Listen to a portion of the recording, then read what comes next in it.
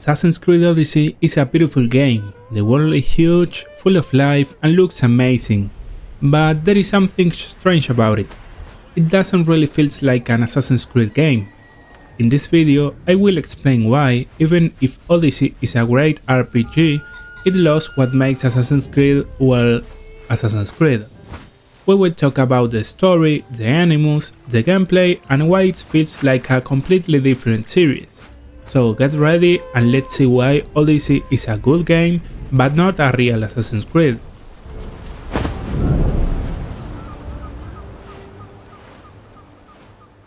So let's start with the good things. Odyssey is a big and ambitious game. You can explore Iceland, cities and oceans. The combat feels fast and fun. You can level up, collect new armors and choose your abilities. It's a great RPG, a role-playing game where you can make your own path. But when you look at it as an Assassin's Creed, it doesn't really fit. Assassin's Creed used to be about stealth, history and philosophy, about the fight between freedom and control. Odyssey is about being a mercenary, fighting in wars and discovering your own family. It's a fun adventure, yes, but it feels like a completely different game. Every Assassin's Creed game had two main sides, the Assassins and the Templars. They were enemies, but also two ideas, freedom versus control. In Odyssey, that fight doesn't exist.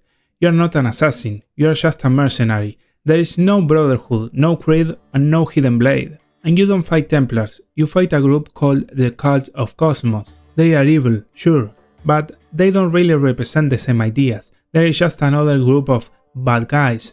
Without the Assassins or the Templars, Odyssey loses the main heart of the series, the story that connects all the games together.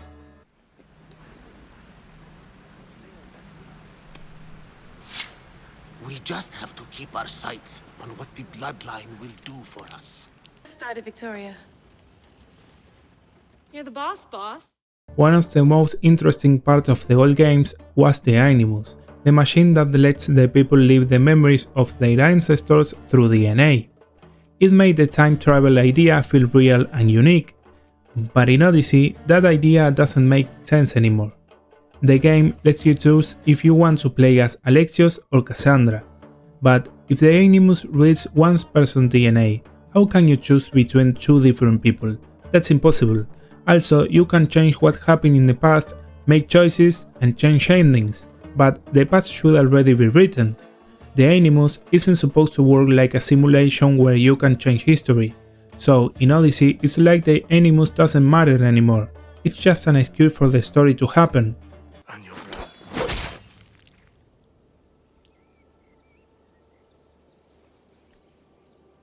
you will never truly mine. Assassin's Creed used to be about stealth. You moved quietly, hid in the crowds, climbed buildings and waited for the perfect moment to strike. But in Odyssey, you are not a silent killer, you are a powerful warrior with super abilities. You can heal yourself, kick people off mountains and fight monsters from legends. The stealth system is simple, and enemies don't die from one hit if they are higher level. That makes the idea of being an assassin pointless. And then there's the parkour, the free movement that used to feel amazing in older games like Assassin's Creed Unity. In Odyssey, it feels heavy and clunky. You can climb almost anything, but it doesn't look or feel smooth.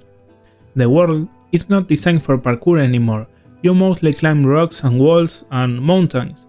The movement used to look beautiful, now it just feels like climbing in any other open world game. Not to mention that you can jump from any height without getting scratched, as if you were immortal.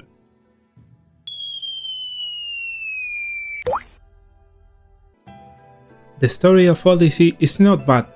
In fact, it's quite good. It's about family, betrayal and destiny. You can make choices that change your path and there are emotional moments. But it doesn't connect much with the main Assassin's Creed story. There are small parts with the issue, the free civilization, but they feel forced. If the game was just called Odyssey or Warrior of Greece, it would probably be loved by everyone. But when it says Assassin's Creed on the cover, people expect something else, something about Assassins, Templars, secrets or history. and Odyssey doesn't really give us that.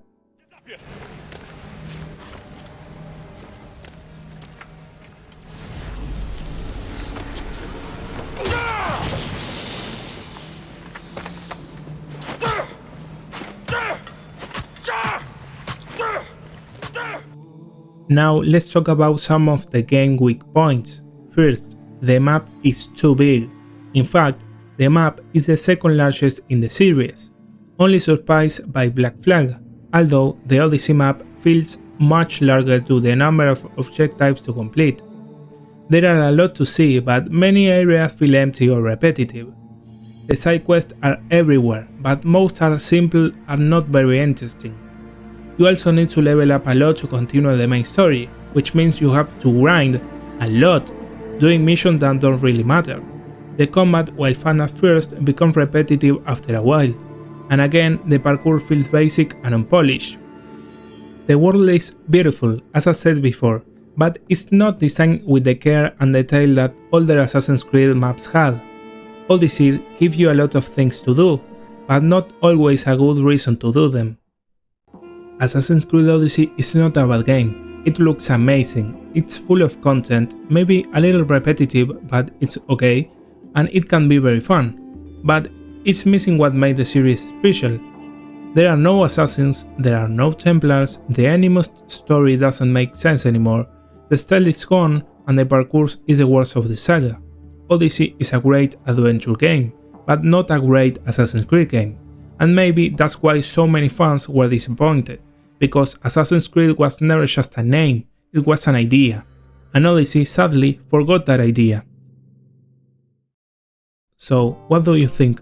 Should Odyssey be called an Assassin's Creed game, or should it have been something else?